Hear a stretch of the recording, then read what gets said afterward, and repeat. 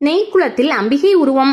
தமிழ்நாட்டில் உள்ள ஆலயங்கள் பெருங்கோவில், மாடக்கோவில், மணிக்கோவில் என பல்வேறு வகைகளாக வகைப்படுத்தப்பட்டுள்ளன.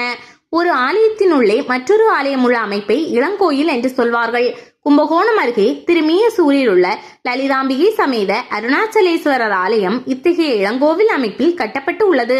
இந்த ஆலயத்தில் அருணாச்சலேஸ்வரரை மேகநாத சுவாமி என்றும் லலிதாம்பிகையை சாந்தநாயகி என்றும் பக்தர்கள் வழிபடுகின்றனர்.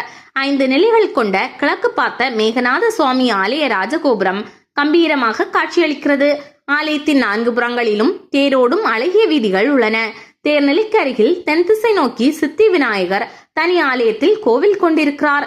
அதன் அருகில் சந்ததி தெருவில் சூரியன் உருவாக்கிய சூரிய தீர்த்தம் உள்ளது. சூரியன் இத்தலத்தில் கஜவாகனனாக ஈசனை வழிபட்டதால் ஆலய விமானம் யானையின் பின்பக்கம் போன்ற கஜபுருஷ்ட அமைப்புடன் 3 கலசங்களுடன் காட்சியளிக்கிறது. வெளிப்பிரகாரம் கடந்து உள்ளே சென்றால் மேகநாதர் கலைநயத்துடன் காட்சி தருகிறார். கோவிலில் லலிதாம்பிகைக்கு தனி சன்னதி உள்ளது. அங்கு அகலமான கருவறையில் நடுநாயகமாக வலது காலை மடித்து இடது காலை கீழே பீடத்தில் ஊன்றி திருவாசி பளபளக்க வெள்ளி சிம்மாசனத்தில் பேரழிலுடன் அமர்ந்திருக்கிறாள் லலிதாம்பிகை. லலிதா சகஸ்ரநாமம் இந்த தலத்தில் தான் உருவாக்கி அரங்கேற்றப்பட்டது. அதன் பின்னணியில் ஒரு வரலாறு உள்ளது. காசியப முனிவரின் மனைவிகளான கத்ருவும் வினதையும் மழலை வரம் வேண்டி தவமிருந்தார்கள். வினதைக்கு பட்சிராஜனான கருடனும் கத்ருவுக்கு உடற்குறையுள்ள அருணனும் பிறந்தனர். அதனால் மனம் நொந்த அவர்கள் இறைவனிடம் மீண்டும் சரணடைந்தனர். அப்போது பறவை குழந்தை மகாவிஷ்ணுவின் வாகனமான கருடனாக பெரிய திருவடியாகும் பெயர் பெற்றது. கத்ருவின் குழந்தை அருணன் சூரியனின் சாரதியாக பதவி பெற்றார். அருணன் உடற்குறையுள்ளவராக இருந்ததால் அதனை நிவர்த்தி செய்து கொள்ள விரும்பினார். தன் விருப்பத்தை நிறைவேற்ற வல்ல ஈசனை தரிசிக்க மோகினி வடிவம் கொண்டு அருணன் சென்றபோது அவள் அழகில் மயங்கிய இந்திரன் அவள் மீது முறையற்ற காதல் கொண்டான். இதனால் இறைவனின் சாபத்தை இந்திரன் பெற்றான். இந்த செய்தி அறிந்த சூரியனுக்கோ தன் சாரதியை மோகினியாக பார்க்க ஆசை வந்தது. கதிரவனுக்கு காமம் தலைக்கேற மீண்டும் மோகினி வடிவம் எடுக்க அருணனை வற்புறுத்தினான். இதனை தெரிந்து கொண்ட ஈஸ்வரன் சூரியனை சபித்தார். சூரியன் உடல் கருமையாகி உலகம் இருண்டுவிட்டது. தன் தவறை உணர்ந்த ஈசனிடம் மனமுருக வேண்டிக் கொண்டான் சூரியன். மீண்டும் மீண்டும் இறைவனை சரணடைந்து மனமுருக வேண்டினான். அதற்கு இறைவன் திருமியச்சூர் சென்று சூரிய புஷ்கரணி என்னும் நீர்நிலையை உருவாக்கி பூஜைகள் செய் என்று ஆணையிட்டார். அதன்படி தலையில் எருக்கு இலை, அருகம்புல், பசுஞ்சாணம் முதலியவற்றை வைத்துக் கொண்டு சங்கல்பம் செய்து விசேஷமாக பூஜைகள் செய்தான். 7 மாதம் இப்படி செய்தும் அவன் உடலின் கருமையும் கடுமையும் மாறவில்லை. ஈஸ்வரனை நோக்கி கதறினான்.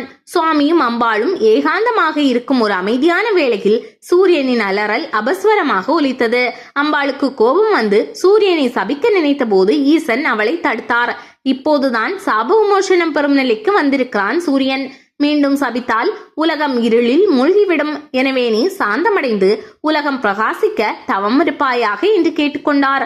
அம்பிகையும் சாந்தநாயகியாக, அதாவது லலிதையாக திருமியச்சூர் பகுதியில் யான கோலம் கொண்டாள். அன்னை பராசக்தியின் உத்தரவின் பேரில் வசின்யாதி வாக் தேவதைகள் தோன்றி லலிதா சகஸ்ரநாமம் என்னும் லலிதையை புகழும் தோத்திரத்தை இத்தலத்தில் பாடி அரங்கேற்றினர்.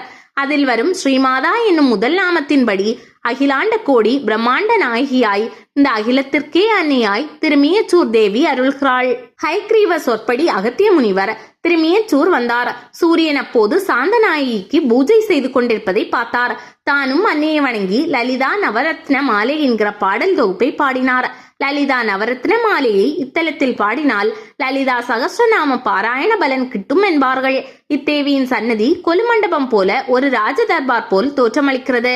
அழகு, கம்பீரம், கருணை தவள பேரழிலுடன் தேவி அமர்ந்திருக்கும் காட்சியில் நம்மனம் கரைந்து போகும். காண்பவரை பரவசப்படுத்தும் தரிசனம் இந்த தலத்தில் கிடைக்கும். சாநித்தியம் நிறைந்த இந்த சன்னதி பக்தர்களை நெக்குருக வைத்து கண்களில் நீர் திரள வைப்பது நிஜம்.